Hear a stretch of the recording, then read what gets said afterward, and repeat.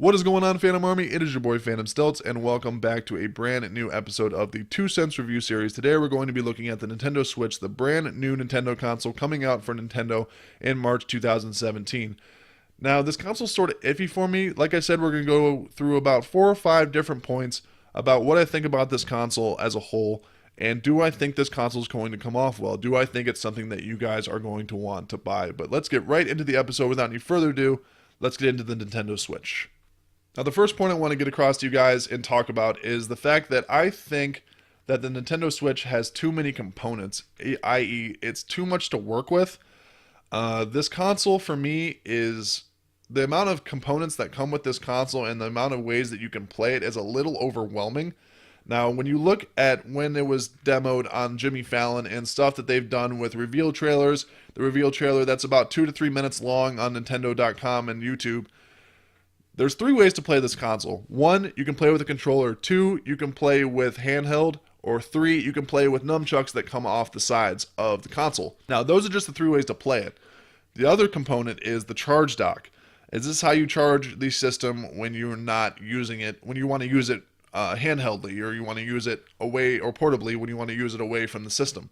Now, 3 ways to play is pretty cool, but that means keeping track of all this different stuff, and I just think that it's too much to work with. I think they're trying to do too much and making it too versatile.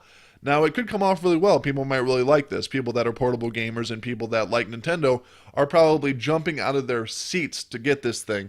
And that's the next thing I want to talk about is the marketing by Nintendo. Now, they've done a great job marketing this product. Demoing it on Jimmy Fallon was a great marketing tool.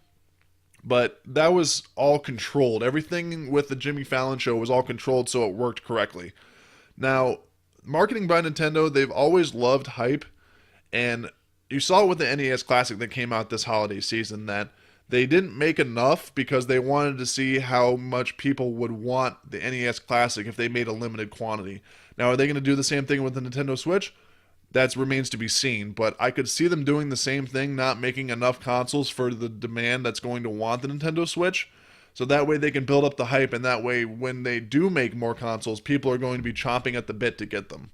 Third point I want to go over is other consoles and competition with the Nintendo Switch. Now, we saw the Xbox One S come out, and we saw the PS4 Pro come out. Now, Xbox already slated that they have a new console known as the Xbox Scorpio, Project Scorpio, that's going to be coming out in 2017 as well. So, we already know that Xbox has something to counteract the Nintendo Switch.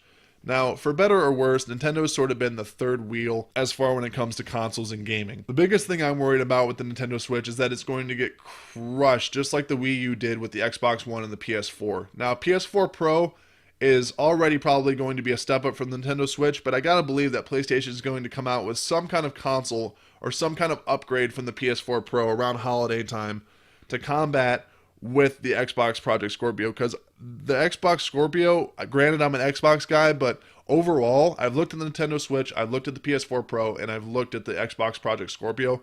Xbox Project Scorpio, by far, has the better console right now. For the specs that they've outlined for that console looks like it's going to blow both Nintendo Switch and PS4 Pro, unless PlayStation comes out with something new at holiday season time next year in 2017. I don't see anybody combating with the Xbox Project Scorpio. I just think that console is going to be unbelievably superior to every other console that's going to be out around Christmas time next year, and I think it's just going to blow everything out of the water. So that's what I think is going to hurt Nintendo Switch, is the competition, and that's our third point.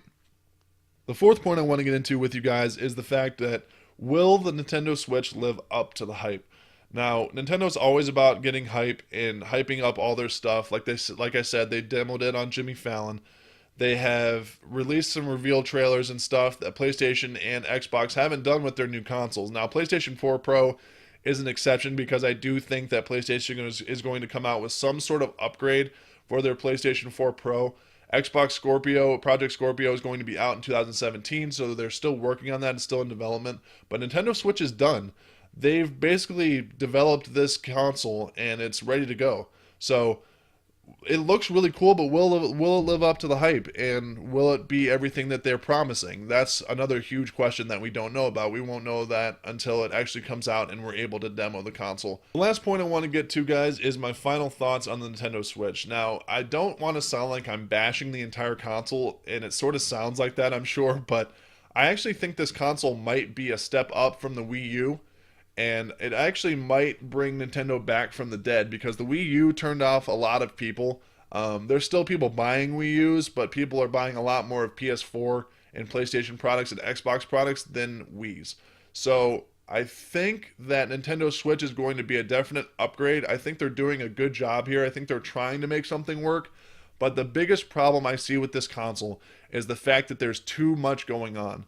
The thing that turned me off about when they demoed it on Jimmy Fallon, and they've demoed it in their commercials and their reveal trailers and things like that, is the fact that there's too much going on. For me personally, it's too much. It's overwhelming, and it's too much for me to handle.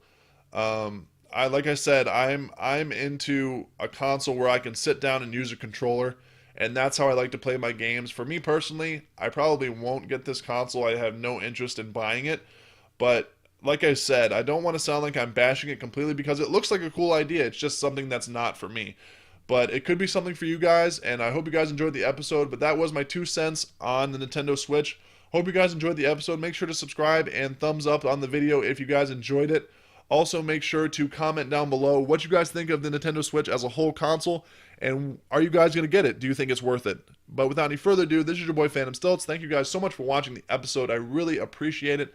Until next time, I will see you guys all later. Take care.